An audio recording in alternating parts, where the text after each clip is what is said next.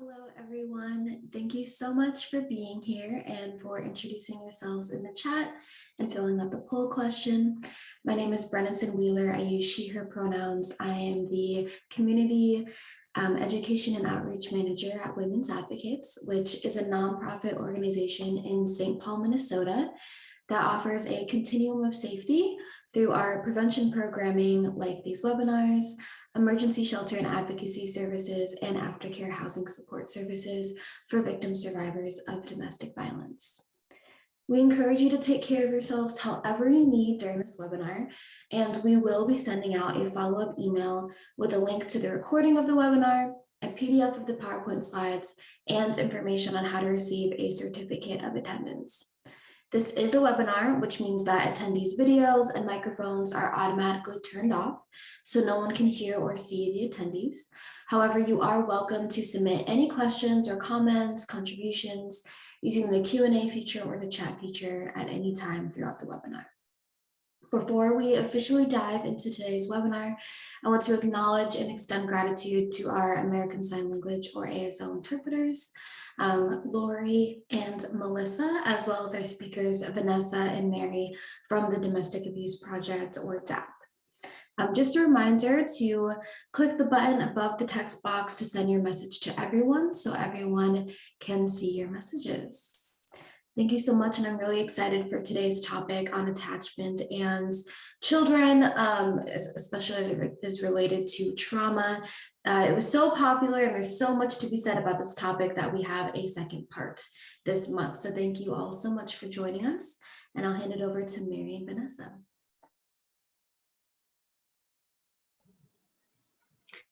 Thanks so much, Brennison. And a big thanks to Women's Advocates for having us.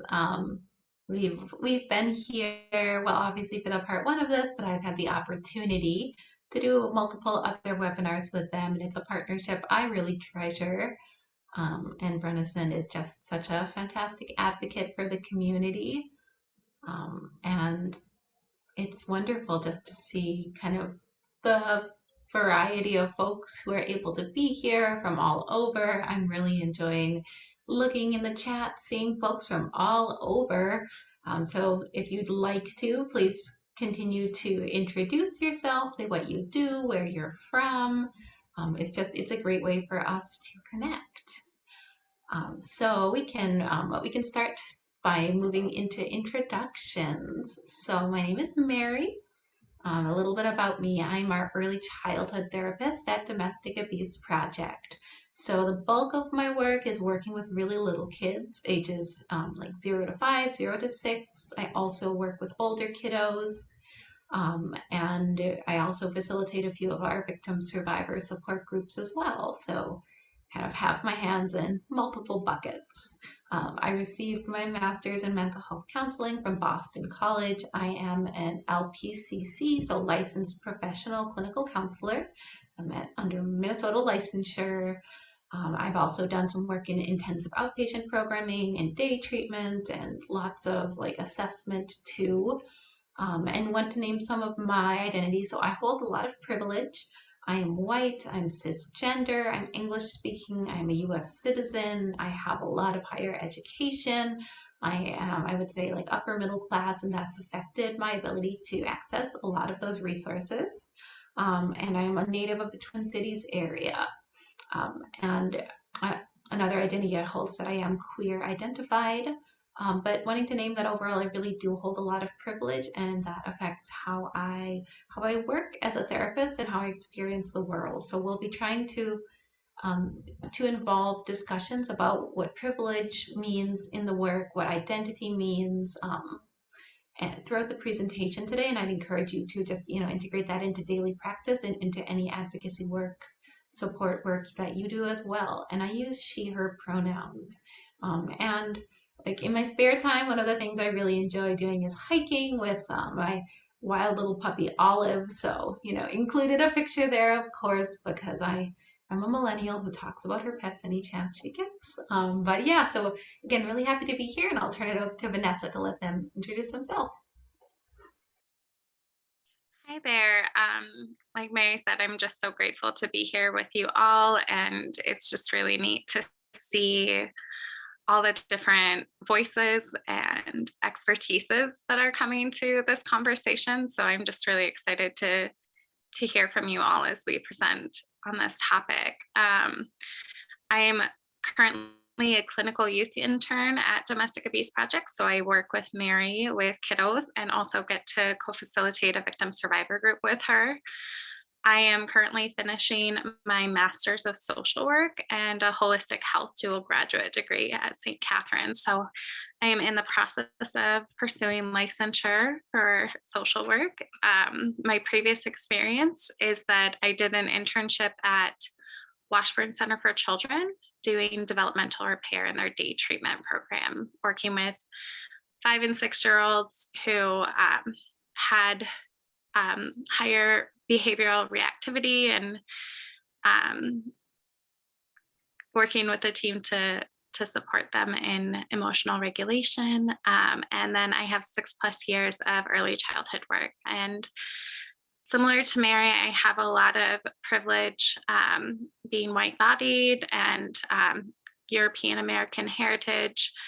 Um, Growing up middle class and as a US citizen. And I am also queer and non binary and use they, them pronouns. Thank you.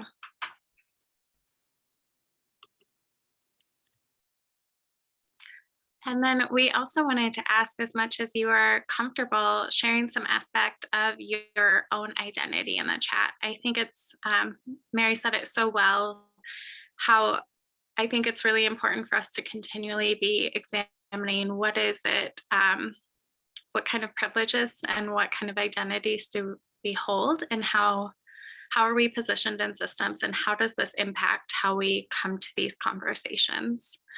Um, so what kind of power do we have? What areas of our life do we sometimes experience marginalization? And just how does this lend us to different perspectives and understandings?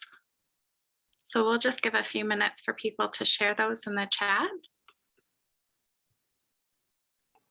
And just a reminder too that as you're adding things in the chat, there's a little gray box right underneath, or sorry, right above where you type. It defaults to where it says hosts and panelists, so make sure you change it to everyone so everyone can see your message.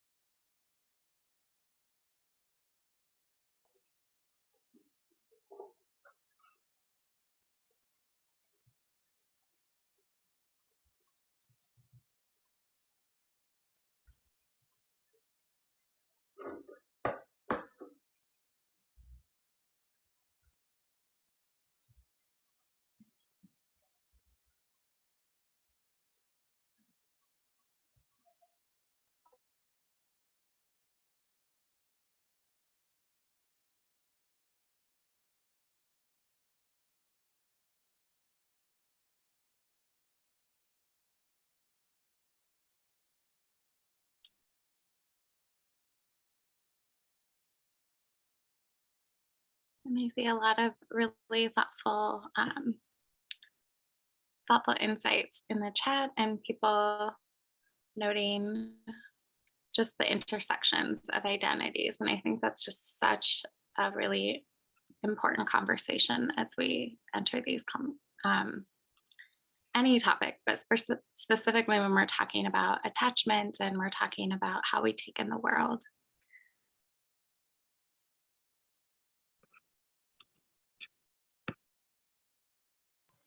Yeah, and I've also seen some reflection just about like how others' perceptions of us or others kind of like and stereotypes or conclusions, how those affect our experiences in the world. And yeah, I mean, I think so much, right? Our experiences are shaped by our identities, but they're also shaped by how others perceive our identities or the conclusions they make about our identities.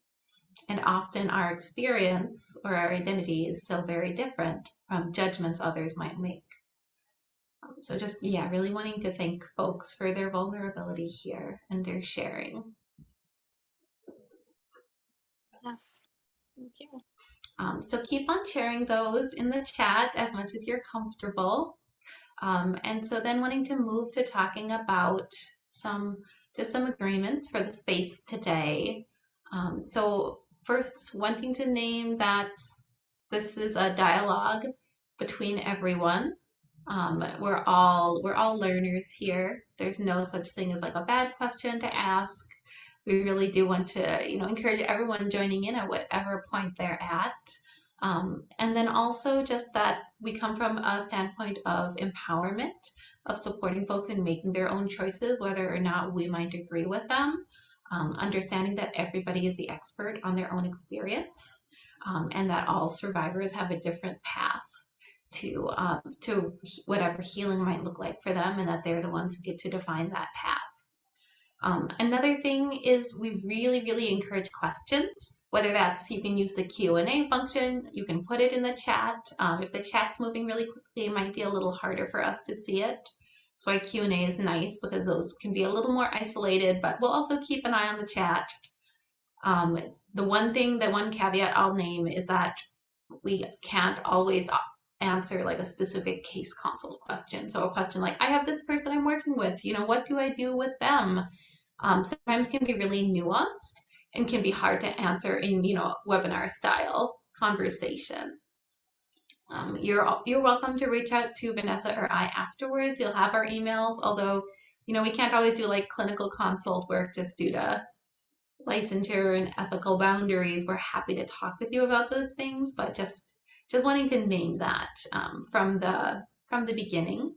And then also just wanting to name that I often will default to like a heterosexual and male perpetrator when I'm like trying to come up with examples off the top of my head, but really recognizing that everyone, all gender identities, folks of all sexual orientations can and do experience domestic violence, not just heterosexual, male-female couples, and that men are not the only people who use abuse in relationships. So if anyone has any other agreements they'd like to add to this space, feel free to put them in the chat, and we'll name them as they come in.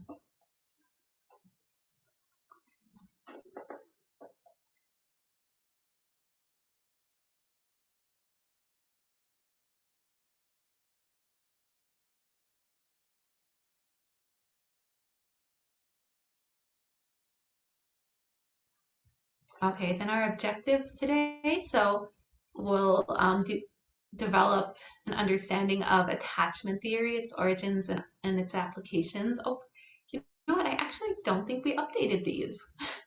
I think that these are carrying over from the first one. So we will name each of those as we go through, but today we're going to do a really, really brief overview of what attachment theory is, and that's what we did last time in our presentation, right? So if you didn't have a chance to see part one, we'd encourage you to go back and check it out. But then what we're going to do is actually talk more about how trauma affects attachment, how attachment shows up in adults, and then what we can do to support and as quote unquote treatment for people who've experienced domestic violence.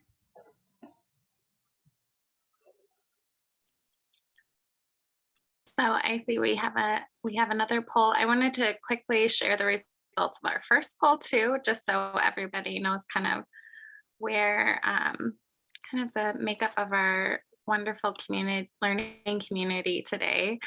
So it looks like 19% are victim survivors of domestic and sexual violence, 9% are medical professionals, 6% are legal or housing oriented, 46% are human services or victim service providers or childcare providers, and then 17% are mental health professionals, and 3% are employer workplaces. So just wanted to note the diversity of experiences in our learning community today. So we also wanted to do a poll on what is your understanding of attachment, just recognizing as we have a diversity of backgrounds, we also have a diversity of understandings around attachment.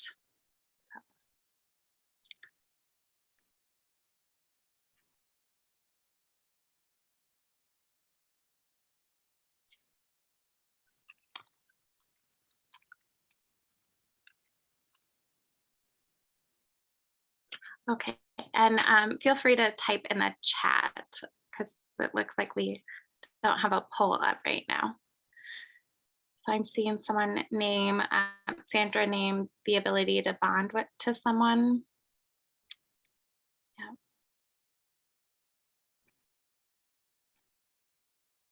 Bond someone or something.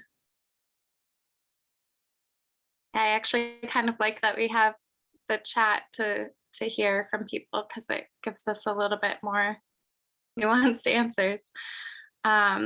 Makes me think of someone needs to feel safe. What someone needs to feel safe. The ability to build trust, bonding and connection, early relationship building among child and caregiver, knowing who to trust, to create connections with others, and communication and connection on an emotional level. Those are all really, really thoughtful answers. I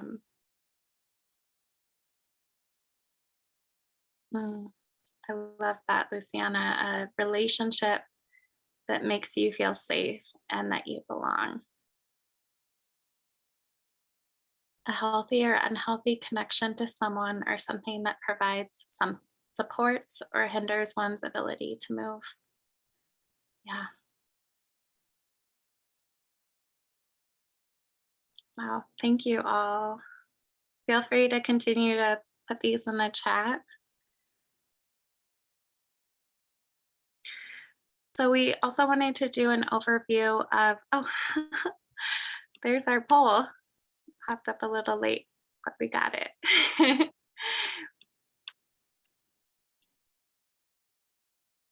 Thank you all.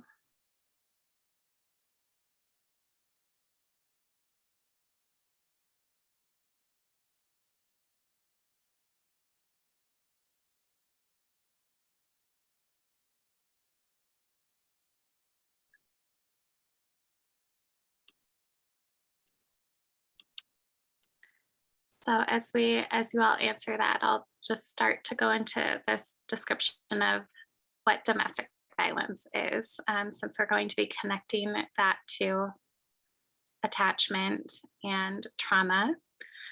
So domestic violence is a pattern of violence used to maintain power and control against a partner or family member. So there's so many types of domestic violence. It can be physical, it can be sexual, emotional, psychological, financial, or digital. People can even use systems to enact violence. This is the Duluth wheel of power and control, which kind of highlights the spectrum of domestic violence. And again, as Mary said, this has like some heterosexual models of like using male privilege, but recognizing that like using privilege of any kind can be a way of exerting power and control. And so,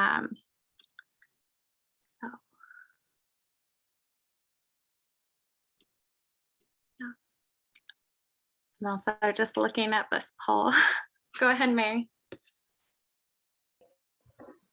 Oh, I was just going to say that I would share it. Oh, Vanessa, you're muted. I think you were saying something. No, go ahead. Oh, okay. Well, I'm very disappointed none of you could teach this webinar. It means, oh darn, Vanessa and I will just have to keep going. No, that's a joke. No, it looks like we have a good spread between folks who are feeling they know a bit, folks who are feeling pretty competent, and then we have a few folks who are feeling new. So thank you for sharing with us. And for those of you who feel confident, feel free to jump in, add things as we go. Again, really would love this to be more of a collaborative dialogue. And looking forward to hearing your expertise and your experiences as well. So thank you all.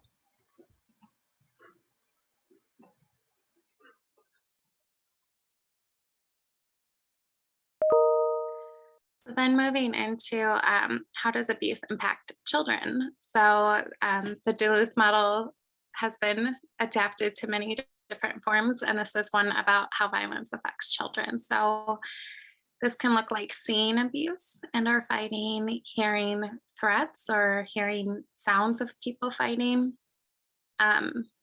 feeling the violence through vibrations in the wall, being part of the fighting. That can be participating, being like forced into the fight, feeling like one needs to intervene in a fight between caregivers, or parents kind of using the children to hurt the other person. And then there's also observing the aftermath, which can be a lot for kids to hold, seeing blood or bruises, tears, just the emotional effects, or feeling the change dynamics and feeling kind of confused by what's going on in their environment. And just being aware of the attention in the home can be a huge impact. Because I think one thing in working with children is you realize how much kids are actually picking up on that. I think people tend to think kids aren't picking up on as much as they are. They're very perceptive. And they actually pick up on things pretty early on. And even if they're not hearing exact words, they're picking up on feelings in their environment. And then, yeah, so won't read all of this. Definitely something you all can come back to later on, but there is a huge spectrum of ways that children are impacted by domestic violence. So in infants and toddlers, it looks like a lot of changes to like biological rhythms to behavior. They might look more difficult, or they might really seem like they don't need anything at all. And then as they get older, you could see more difficulties in school, difficulties with peers, quote unquote, acting out behaviors, or they could seem um, like a child who really feels the need to caretake, or a child who really feels the need to not have any problems so that adults don't need to worry about them. And I'm seeing Jose had named in the chat, it can also impact the fetus during pregnancy. And yeah, absolutely. Those elevated levels of stress hormones can and like we know that do impact kiddos during pregnancy as well while they're in utero. So thank you for naming that. So here are some of the five, this is a model from Brown and Elliott of the 5 primary conditions that build secure attachment. And we just thought this model was really good and concise in helping to understand what builds security. So the 5 experiences are felt safety, feeling seen and known, felt comfort, feeling valued, and felt support for one's best self. So you can see the caregiver behaviors that build those feelings for infants here, and then the benefits that come about, such as safety, building that self-esteem, self-development, being able to start the journey of self-development, and having mindsight, which is kind of just being able to see one's internal experiences. So like knowing that, oh, I'm feeling really sad right now, and that can tie into building the skills of emotional regulation as well. So knowing, oh, when I feel sad, I go to mom, or when I can take a deep breath, or learning those skills to help one deal with difficulty, as we all experience difficulty, even kids in secure attachments.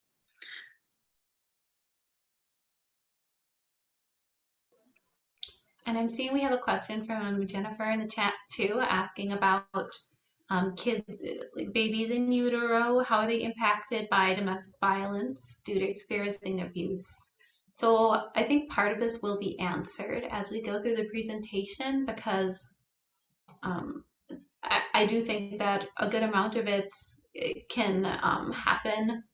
Like, I think that parents' relationship to the children who are still in utero, who are still developing, like that relationship is part of the attachment relationship. And that can change based on experiences of domestic violence. You know, a mother might feel more protective of her baby. A mother might feel in some ways resentful of a baby. A mother might start experiencing domestic violence very differently when she becomes pregnant, and that all might affect her relationship with the baby, and then how she relates to the baby after it's born. And again, like none of that is a bad thing or a difficult thing. It is just how things happen, and there's a lot of capacity for change afterwards, but that really can affect the relationship.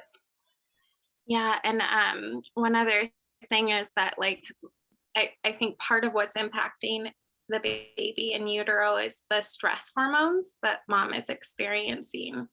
So just knowing that, like, when the pregnant person is experiencing stress, the baby is then metabolizing that, and also coming out prepared to meet stress. So like the baby might be more reactive or more scared, or maybe more shut down because of them picking up on those stress hormones. So just recognizing that that's also like an adaptive evolutionary function, that babies pick up on what's happening and they come out like ready to trying to meet that biologically. Yeah, thank you for speaking to that piece, Vanessa. And again, feel free to follow up with us if you have more specific questions. We can sure find more like specific resources, you know, on specifically in utero development. So just a really quick definition of attachment. It's an affectional bond that one person has for another. It is not present at birth. It develops over time. So like, it's something that as the child develops, they have more and more capacity to develop attachment. You know, as they have more mental development, as they have more like relational development. It is persistent, so attachment doesn't change when somebody's out of the room, when somebody's on vacation, when somebody's at the grocery store. You still have that attachment, and you can form different attachments for different people. So like, you might have a really strong attachment with a parent. You might have like a kind of strong attachment with a grandparent, and then you might be attached to a family friend who you see every month or so, but that's not going to be as strong as your attachment to your parent. It can change over time, and it can change across situations. So like, in a different place, you might prefer one caregiver. In a different place, you might prefer another. And again, definitely, I would encourage you to go back to the first webinar we did to go more in depth. All right, so patterns of attachment. There's a couple different ones we see in kiddos. Secure attachment. So being able to use an adult for comfort, to seek them out when you need care, and then using them as a secure base to explore the world and to build independence. Then avoidant attachment, so a kiddo who would pull away, who doesn't consistently come to the caregiver when they're hurt, when they're needing comfort, can be seen as emotionally distant. And then ambivalent or anxious attachment, so they can almost seem like too attached or overly clingy, feeling anxious, feeling insecure. And I'm seeing too that in the chat, somebody had named their own experience, that they were really under stress while pregnant, and it also affected them. Yeah, absolutely. There are so many complexities present there, and it can affect you and your child. And it seems like you're naming too that they are still affected by it, and absolutely that can affect them for a long period of time afterwards. So thank you for sharing that.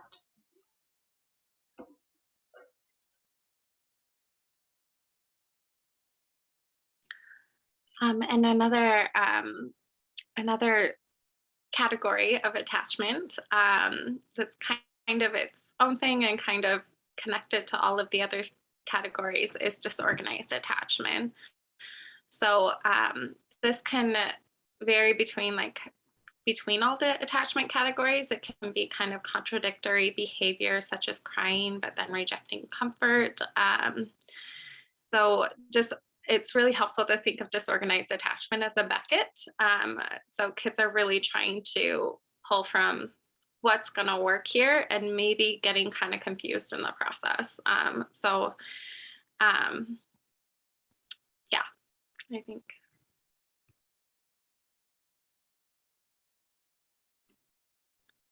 And then all of these different attachment styles affect our internal working model. So they build up how we navigate the world. How do we see the world?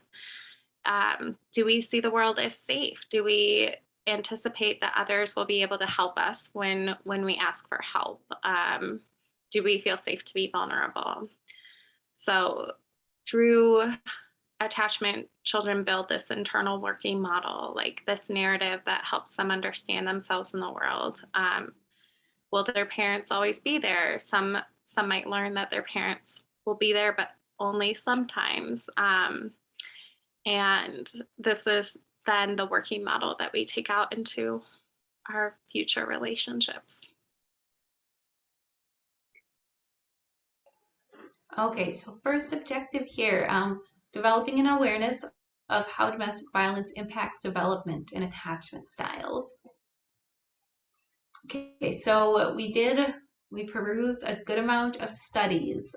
So there was one study from 2021 actually that found that they did kind of an overview of adults and looked at their attachment styles and how their experiences of domestic violence was correlated with those. So they found that adults with secure attachment were significantly less likely both to use abusive behaviors and to experience abusive behaviors.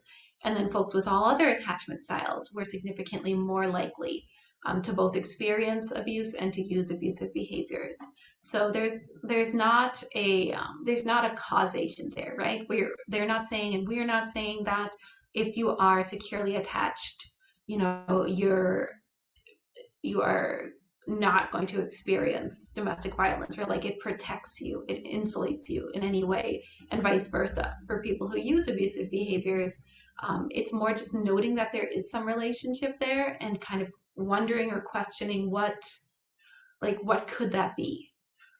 Then there's also some research that shows at least 75% of parents have the same attachment styles as their children.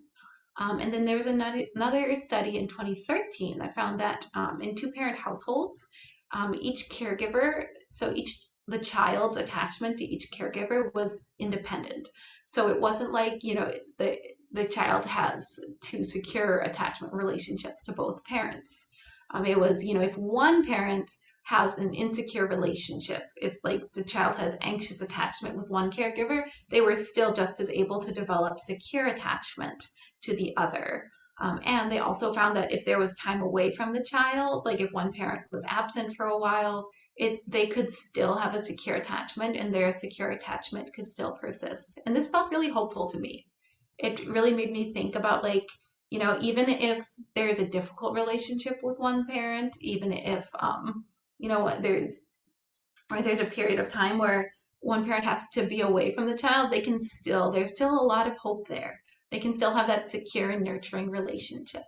And then, so in the chat, just wondering if you all want to add your own ideas about what could be leading to this correlation, specifically speaking to that first study, that folks with secure attachment are less likely to use abusive behavior and to experience abusive behavior, and then vice versa, that folks with the other attachment styles were more likely to experience abusive behavior and to use abusive behaviors. So if you want to throw those in there, if anyone has ideas, and we're going to keep on moving here.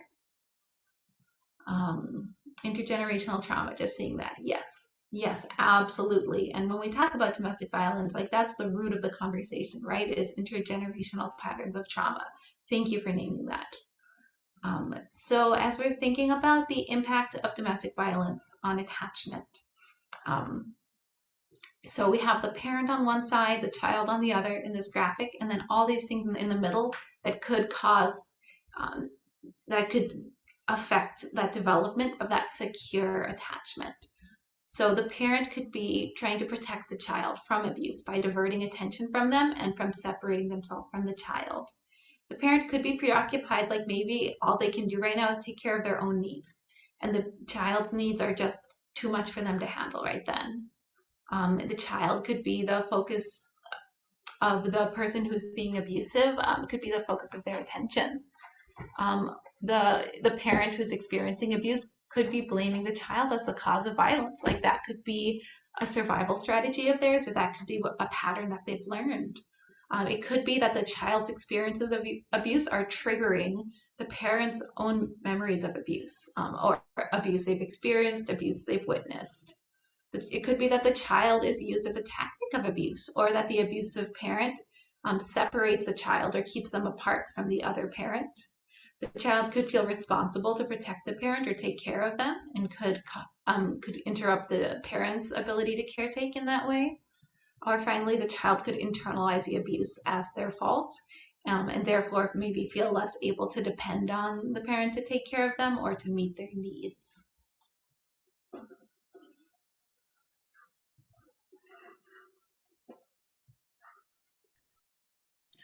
So we just wanted to make a note about how trauma also impacts attachment. Also, that's Becky, who was seen in the slide before with me. She likes to contribute. So trauma does disorganize our relational systems, and particularly in early childhood, experiencing trauma can just cause a lot of complications in our attachment and how we perceive the world, how we connect with our caregivers. So, and securely attached children can experience disorganization due to trauma and still be mostly securely attached. So just to remember, like, repair and healing is still possible, and attachment is a spectrum. So, and a toolbox. So there are, as we grow and develop, we might at times pull from be in that secure place. We might at times be that in that insecure or avoidant place. And that might be what we need to survive in different settings. So the key is building more secure relating and security after trauma. So that helps us to restore secure attachment connections and build those secure ways of relating to ourselves, each other, and the world.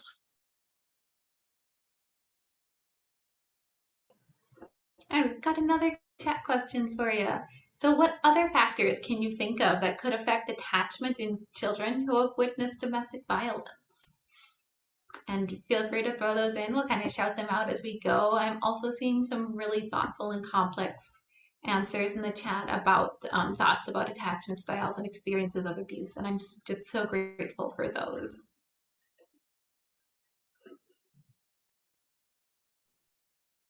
So returning back to those fundamentals of secure attachment, we just noted how those might get disrupted by abuse. So that need for felt safety might get disrupted by a caregiver being absent because they have to care for themselves and keep themselves safe, or by a caregiver being unsafe and using abusive behaviors. And so then we looked at, like, what can this do internally for the infant? It can lead to a lack of safety or security to grow. As we named before, kind of adultification, or infants or children feeling the need to take care of their caregivers, or they might be acting out that unsafety and those unsafe situations to try to process them, and then perceive the world as unsafe and be hyper vigilant for those cues of unsafety, and then more highly reactive to perceived unsafety. So then the infant need of feeling seen and known when abuse is happening, and it's very confusing for everybody involved. It's a lot of our thinking brain isn't on, so it's harder for caregivers to then attune to the child's inner world, um, because safety is the primary thing. So really, it's interesting because like trying to meet one of those needs might impact some of those other needs. So when that's persistent, and I think it's really important to note that what builds security is if these are met 70% of the time. So they don't need to be like, there might be times when a caregiver can't connect or like can't provide comfort, but if it's met 70% of the time, then the child can still build that secure sense of relating. So yeah, I will leave these for you all to review too and see how this can impact. And then we also felt it was really important to touch on ACEs. Many people are pretty familiar with this study, but it's adverse childhood experiences. And the study has shown that 4 or more adverse child experiences can lead to higher rates of physical illness, of mental illness, and of social difficulties.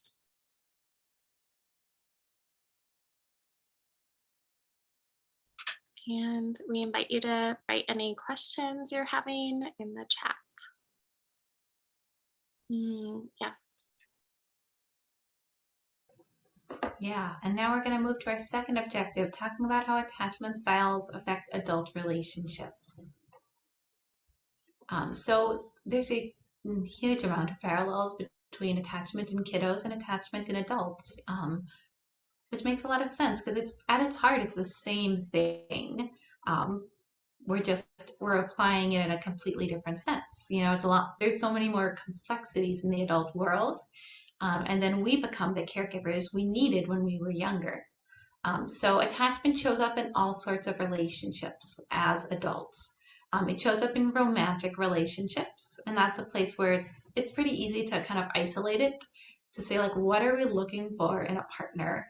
But I think we also need to give a lot of credit to like platonic relationships, whether that's with family members, whether that's with friends, whether that's with, you know, a community member or a person from any sort of a social support.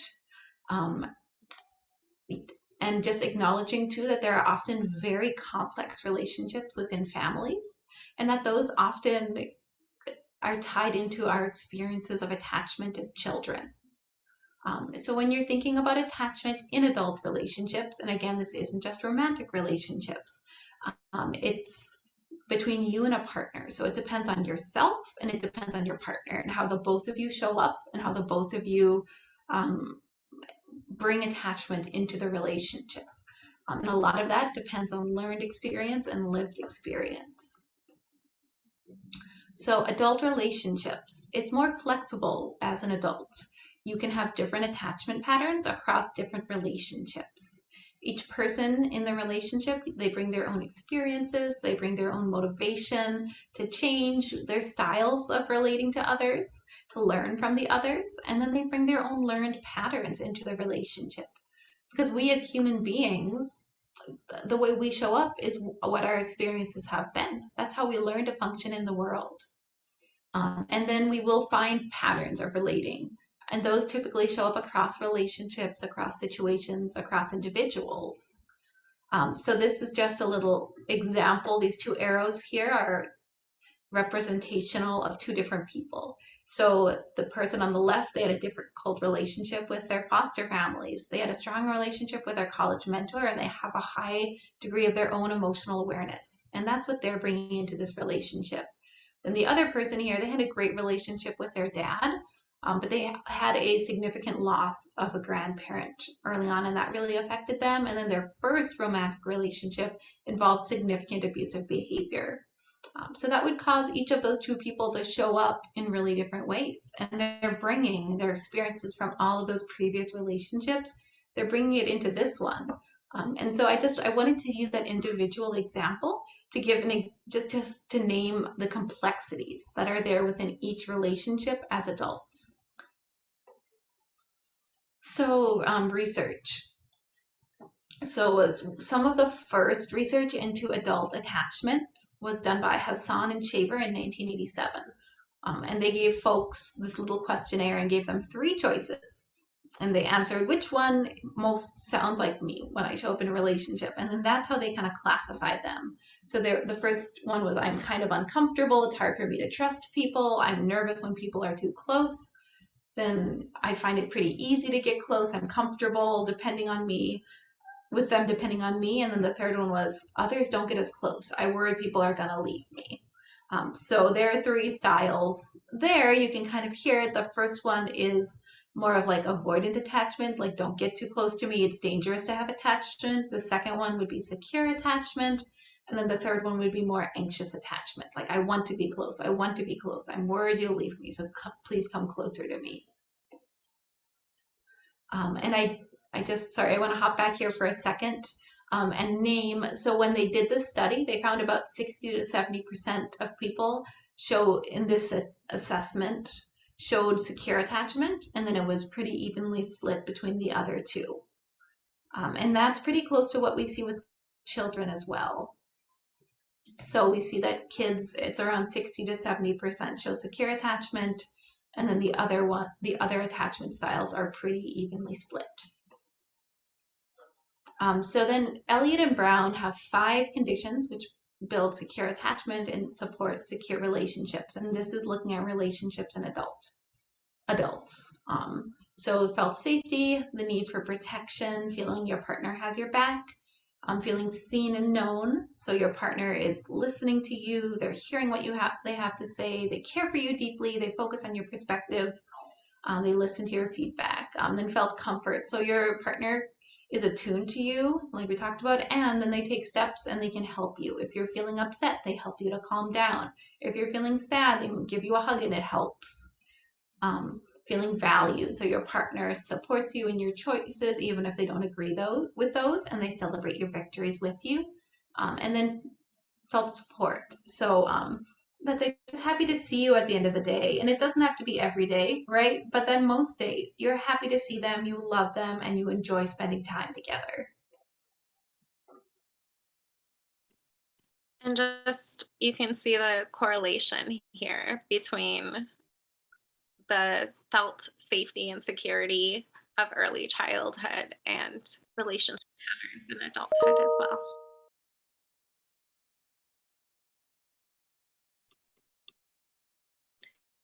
And we just wanted to ask you all what you think about, can attachment patterns change? How do you think they change? And we just want to invite you to put those thoughts in the chat as we move forward. And while folks are adding their answers, I see we have a question, and I'm seeing some yeses so far. Awesome, thank you. But we have a question wondering about the relationship between attachment and empathy. Really great question. So defining empathy, the ability to see, to understand others' experiences and to see those as separate from your own. So understanding that others can have different experiences, different reactions, and then holding those and seeing them as important. So I think that development of empathy depends on a lot of the same conditions as development of attachment. So having like an attuned parent who's modeling empathy, a parent who's saying, I hear your needs, I hear you're feeling mad, you're feeling sad, you're feeling happy, who's practicing naming those.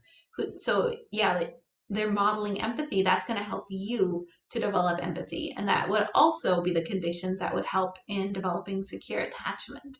However, I think it's very possible to have a different attachment style and to still be an empathic person. I think that children can have different styles of attachment, whether that's anxious attachment, avoidant attachment, or showing more disorganized attachment, and can still be empathic. Vanessa, what would you add to that? I think that's a really really thoughtful response. Yeah, I think it's also a little tricky too, because I think as human beings we naturally are attuning to, like, attachment shows us how we are in tuning to the inner state of people around us. So um yeah, like Mary said, you can be anxiously attached and be empathic and aware of someone's inner state, and often maybe even to the extreme that you aren't aware of your own inner state if you're anxiously attached or even avoidantly attached. So I think secure attachment allows maybe an empathic relationship to your own inner state and others' inner states, and like having that secure um, balance between the two.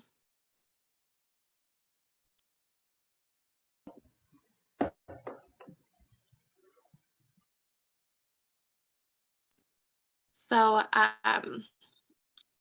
as we were talking about before with the research, like most primary attachment patterns stay the same from adulthood to childhood. And again, that's a very old study, but kind of a more foundational study. And then there's a moderate degree of correlation between attachment with primary caregiver and attachment with romantic partner. And I think it was really interesting in the study that found that there was 75% correlation between children's attachment style and their parents. What they found as the intervening factors were support and stress. So if the parents had a secure attachment and they were under a lot of stress and had a lack of support, their children might have an insecure attachment because the parents don't have the same capacity to show up in that secure relating. And then if the parents had insecure attachments but they have support and lower stressors, now they can build that secure relating with their children, which I just think is a really important thing to think about as when we work with parents with a lot of stressors and often a lack of social support systems, how those factors are really impacting these attachments and their ability to show up. And how can we then build support for caregivers and help to lower those stressors so that they can show up for kiddos. Yeah, incredibly well said. Thank you so much, Vanessa, for that. Okay, so let's bring a little pop culture into the mix. So this was from ranker.com, this 2019 list of what are the best traits in a partner. Very appropriate with Valentine's Day coming up. So as we look at this list, I went through and just put a little highlight under the qualities that seemed to me to be related to attachment. So someone being trustworthy. Trust is a word that comes up all the time. Like even in that first question we'd asked, like of what is attachment? I noticed trust coming up again and again, and just in your all's responses to that. And attachment really is, can I trust this person? Will they keep me safe? So trustworthy, honest, which goes back to trust, loving, supportive, loyal, again, trustworthy, respectful, even moral, and then friendly, patient. Will they take their time with me? So it just really wanted to take this to illustrate, in kind of even in a little bit more of a lighthearted, silly, like buzzworthy pop culture article. I really see a lot of themes of attachment, of like, I need somebody who I can securely relate to, who I can trust will take care of me and will keep me safe. So adult attachment is everywhere. And then so a really big assessment method, those of you in the mental health field might be familiar with this, the adult attachment interview. This is so it's pretty old. It was actually created by Mary and Vanessa, we talked about her in our first presentation. She is one of the kind of early refiners of attachment theory, talking about those the non-secure attachment relationship categories in particular. But they came up with this interview structure that a mental health professional would use going through with someone, really talking about childhood experiences, relationships with attachment figures, experiences of loss in childhood, and then your current relationships, especially with kiddos. It really is written, I think, for people who have children, because there's questions about like, how do you relate to your kids? And then what are your hopes for the future? And what are your hopes for your parenting relationship with kids you have, if you have kids? And so this is, the way it's designed is then the assessor, it's somebody who's specifically trained in this method, and they would go back through, look at your answers and say, well, based on, X, Y, and Z, it seems like this person has this style of relating. It's not something I'm trained on, although that would be really cool to do in the future. But if you Google it, there's a PDF of it that will pop up. And I think we also have it listed in our resources slide at the end. So again, you all will get all these slides. You can go through and look at this. But I think it's fascinating, and I encourage you to go through and look at these questions. They're really well thought out and they're really insightful. And I think it could just be even a neat reflection experience for you to go through and look at and say, like, what does this bring up for me? What questions does this bring up that I haven't thought about? So not encouraging you to go out and like self-assess or use this or anything, but just to use it as a tool for reflection.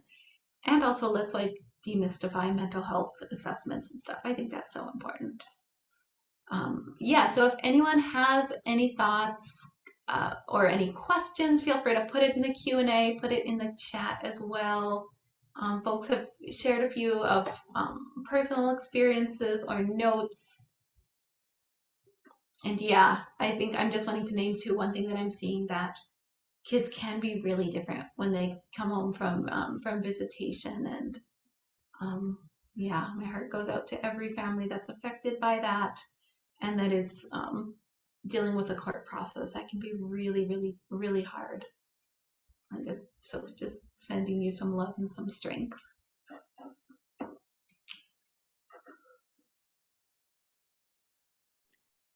So our third objective is discussing how positive attachment repair in children can occur, because we talked about a lot of heavy stuff, and I think we both thought it was really important to really touch on how do we rebuild after attachment disruption happens. So we're not going to watch this video today, but this is a video, you can revisit it in the slides. It's about this kind of supportive model that was a response to ACEs. So we know the adverse childhood experiences, but this model is asking, what are the healthy outcomes of positive experiences? So how do we balance that with looking at how do we build resiliency? And so these are some of the building blocks for health in this model of hope is engagement. So like looking at, as you work with families and also maybe reflecting for yourself, thinking about what are you engaged in? Like what do you like to do as a family outside of the home? Where do you feel connected? And as we focus on this, really highlighting the strengths and the capacities of families and children to build resiliency. So environment, asking families and kids, like, describe a place you love to go or play, like where's your safe space? So helping them to build that inner knowing of what feels good. So looking at relationships, what do you like to do at home with your family? Who is someone outside of your family who cares about you? And emotional health. So building that emotional literacy too with kids and families. And another model is from Harvard Developing Child Project. And they found that these are some core concepts in building resiliency. So one secure, like supportive adult-child relationship can go so far in supporting children. And then building a sense of self-efficacy and perceived control, providing opportunities to strengthen adaptive skills and self-regulatory capacities, and mobilizing sources of faith, hope, and cultural traditions. So when kids or families can relate to any of these concepts, it really strengthens their capacity to build secure attachments and to face difficulty together in a secure way. Yeah, and another like that Harvard Center for the Developing Child, it's linked right in that previous slide, but they've also got some great videos on resiliency. I would definitely encourage you to check it out. So just a few quick thoughts on how else can we support kiddos in developing secure attachment and supporting kiddos who've been affected by domestic violence too. So benevolence, or always assuming the best for kids. So using that lens of you were doing the best you could with what you had, and understanding that kids use the tools they've been given in the past to deal with current situations. Trying to have some patience or just some benevolence with kiddos. Model hope, let them know that things can be different. Try to be creative with kids, so try something different. Often it can help to take things to like a developmentally younger standpoint. If, for instance, if an 8-year-old is having a lot of difficulty, maybe just having really big feelings when it's time to turn the TV off. Maybe then you want to try something you'd use with like a 6-year-old or a 5-year-old. Maybe you get out a visual timer. Maybe you're giving them a lot of warnings, and trying to find ways for kids to be successful too. So if a limit is really hard, or if something isn't working, trying to break it down, finding something they can be successful at. So in that previous analogy of like maybe the TV is really hard, maybe turning off the TV is really, really hard. Maybe the kiddo, maybe they can walk a little farther away from the TV while it's still on. Or maybe the kiddo can start the timer themselves, like trying to find something for them to be good at, because kids can really get stuck in shame spirals, and that can interrupt like making progress. And then celebrating every piece of that small progress, letting them know we love them, we are proud of them. And trying to push back on internalized models like they're bad, they won't succeed. And just thinking again like that. So in resiliency, yeah, the most important thing is having a relationship with an adult who supports them and is consistent with them. And that relates so much to attachment too, that secure relationship, whether it's with a parent, a teacher, a mentor. So if you're able to give that to a kiddo, letting them know that you're proud of them no matter how hard the day was, no matter how many mistakes they made, giving them that unconditional positive support and love can make all the difference in the world. And then having supportive relationships. Yeah, so I got a little ahead of myself there in that last slide, because it's on this one too.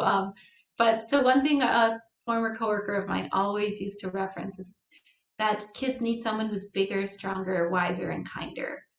That's what they really need in a caretaker. So being physically bigger, being stronger, like, can I protect you? If a rock falls down a hill, can I push it away? Thinking of more of those things that come from maybe a different evolutionary time, but that also feel safe today.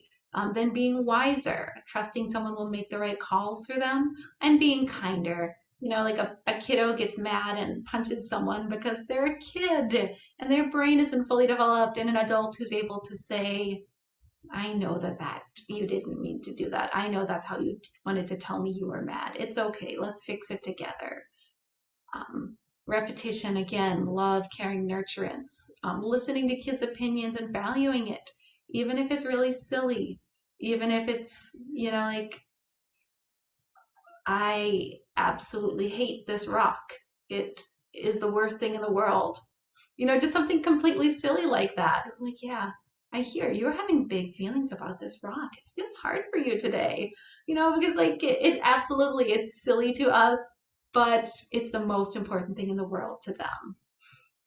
continuing to let them know abuse is not their fault, and that they can't do anything to change that, to make it better, to make it stop, to make it worse. They're not affecting it. Using guesses. I wonder if you're thinking you did something wrong. You caused this to happen. If you're right, sometimes it can really, really help to give them the words that they didn't know how to say. If you're wrong, chances are they'll let you know. Kids are good at that. And then understanding the difference, like as adults, we often want to fix things. We often want to say, oh, you're sad, hey, stop crying, let's make it better. And sometimes a kid just needs you to sit with them and say, you're feeling so sad. It's okay, you can cry. I'm here if you need me. That can make a big difference, and it can be really uncomfortable for us. So if, I would encourage you to try that with kids in your own life, and to seek support as well if it's hard for you. And then again, so Bruce Perry, this is another resiliency model from Bruce Perry, who's really one of kind of the big dudes in trauma work right now. He's really cool. So I'm not going to read through all of these, but I would encourage you to come back and look at these yourselves. And then this slide as well, wanting to just name, there's often this big question, is it okay to talk about domestic violence? And the big answer for that is yes. Obviously the caveat, do what is safe for you and for kiddo. If it's going to bring up safety concerns, then do what you need to do. But if it's a place where it's safe to have the discussion, then yes, I would really encourage folks to talk about it, to name it, or just to bring it up. To let kids know it's okay to talk about the scary and the hard things, and it's not going to be bad. It's not going to get them in trouble. Just being able to get it out there can really kind of cause like a release of pressure for them. And then we're going to go through some more specific therapeutic approaches for supporting secure attachment. And this is not an exhaustive list, but just like this is kind of our wheelhouse, right, as mental health professionals. So we are wanting to name some things that are helpful, whether it's in our own experiences or it's other things we're aware of but haven't quite practiced yet. So one of the models that that both Mary and I have practiced that I mentioned earlier before is the developmental repair model from Ann Garrity. And this is building mutual regulation to restore supportive functioning. So often this is used with kids who have attachment disruptions or severe trauma that has disorganized their ways of relating in their different realms, like at school, in community, at home. So this model uses the adult, the therapeutic adult, to build that co-regulation or like that security. So it's a pretty, it's really focused on awareness of what's happening internally. So noticing and narrating internal experiences for kids to build those regulation skills and reduce that hyper arousal or that hyper vigilance that's coming up because of trauma. And then another model that we use at DAP is child-centered play therapy. And so this is really focused on the healing power of play, that kids actually know what they need to process through, and it gives them a really open space where they direct what happens. So it allows them to really act through what's happened to them or what they're really struggling with. And the therapist doesn't put any judgments on what the kid is experiencing, but narrates kind of like a sportscaster what's happening. And this allows the child to process their past experiences and move at their own pace.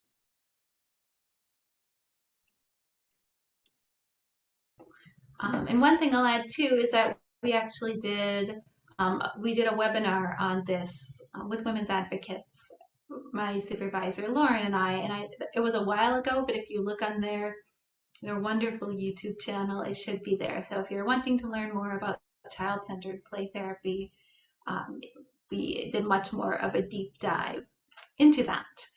But yeah, and one other thing I'll add too about child-centered play therapy, it's something I'm really passionate about, is that it looks at play as a language for children.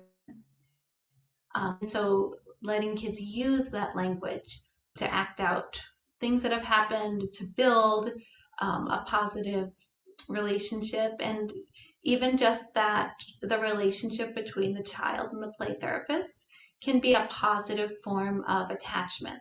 So they can, the play therapist the play therapist has strict boundaries. They're not doing like, nurturance. They're not like doing this specific caretaking for a child, but they are consistent. They are validating. They are following the child's lead. So they're letting the child have control in that space. And it's the space every week that the child depends on and knows that they will have. And that alone can bring the child some attachment, some experiences of secure attachment. It can help them make some attachment repair. Oh my gosh, and Brennison, you wonderful human being. Brennison has put the recording to the play therapy webinar in the chat. Just amazing as always. So thank you, Brennison.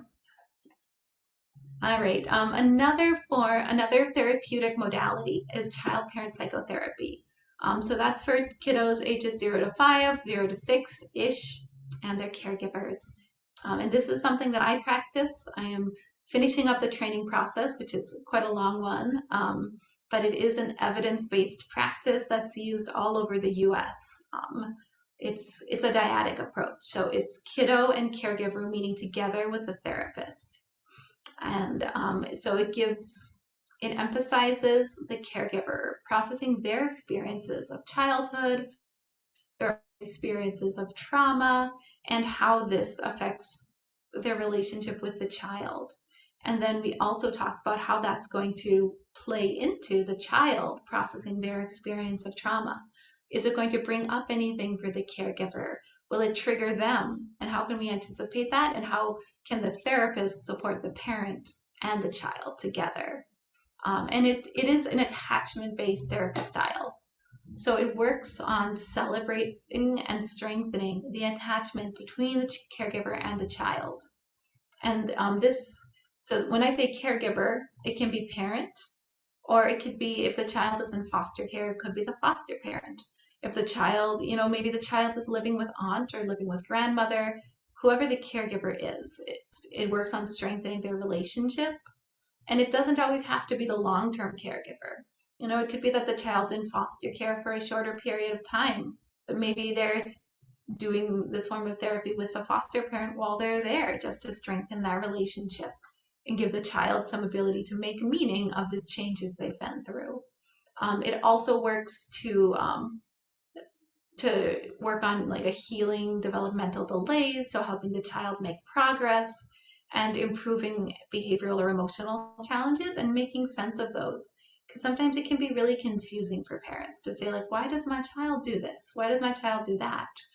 Where is this behavior coming from? And so the therapist and the parent together can kind of wonder and try and figure out, well, where could this be coming from? What could be underneath this? So again, this is something I practice and I'm obviously really passionate about. I could talk about it all day. It's something that DAP uses, and there's a lot of other folks in the area too who practice this. And if you're interested, I can definitely talk more with folks or give referrals as well. And then another modality I am not trained in, but am familiar with, is attachment biobehavioral catch-up. So this is for kiddos ages from 6 months to 2 years old, so really, really little. It's also between parent and child, or caregiver and child. It's a strict number. I believe it's 10 sessions long, whereas child-parent psychotherapy is more open-ended. And what it does is it helps caregivers to reinterpret the behavioral signals and provide nurturance. So focused again on following the child's lead, delighting in them, delighting in whatever choices they're making, in whatever play they're choosing. It's very play-based because, again, right, we're going back to that idea, play is a language for kiddos. And it also helps the caregiver to look at it very non-judgmentally, look at their own behavior and see if it can cause fear in children, even if it's inadvertently. And I'm seeing a question in the chat. I do intervention. I don't do training. If you want to choose our contact information, Brennison will send it out along with the slides so you can get in touch with me directly. Send me an email.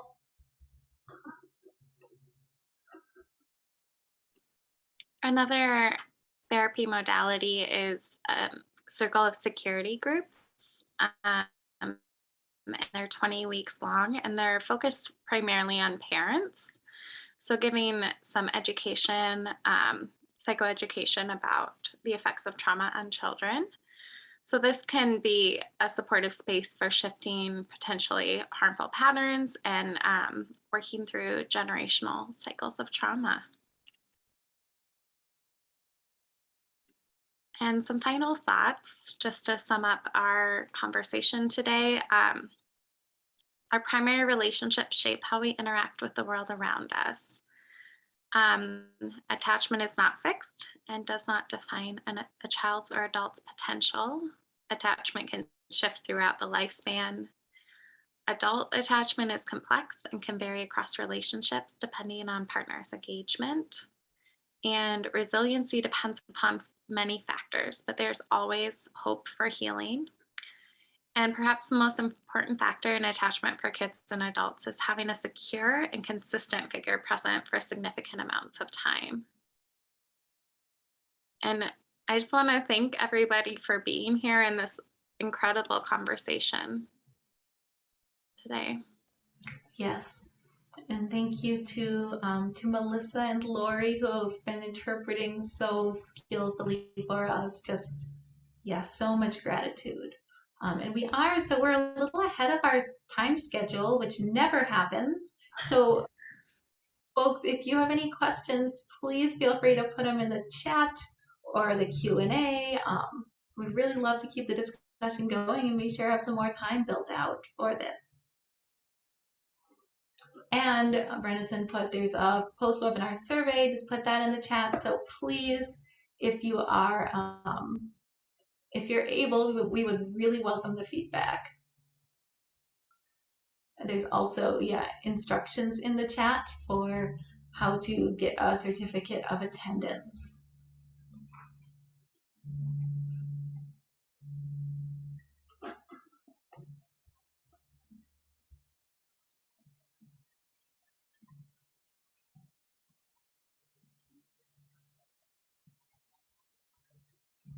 Yeah, thank you all for being here. It's always just such an honor and so lovely to be able to be in these spaces with everyone.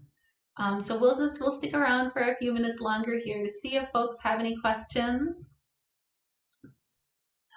Happy to continue the conversation, and just again a big thank you to all of you who are here, to folks who shared, there's just a lot of vulnerability in this space today. So wanting to name that and to honor it, and just wanted to encourage you as well to take care of yourselves. Like these discussions and talking about trauma can bring up hard things. They can bring up trauma triggers. So do something if you can to take care of yourselves after this and to honor you've done hard work. And I'm seeing a question about a certificate of attendance. So I will paste the instructions again here, but you'll need to send, oops, that's a meeting link. That's not what I wanted. I did not hear copy, but you'll want to email the outreach at womensadvocates.org. Oh, shoot, and I did it again. Okay, clearly I'm having some technological struggles here.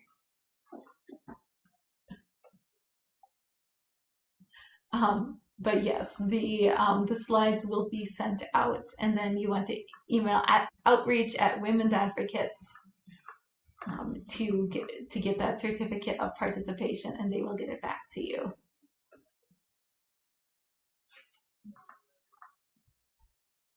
Yes, and a big thanks to Women's Advocates and to Brennison for coordinating this, and E for putting the polls together and also coordinating. So yes, very grateful to be here. everyone. If there aren't any further questions, I think we'll go ahead and close out the webinar if that's okay with everyone. Okay, I'm going to go ahead and end the recording.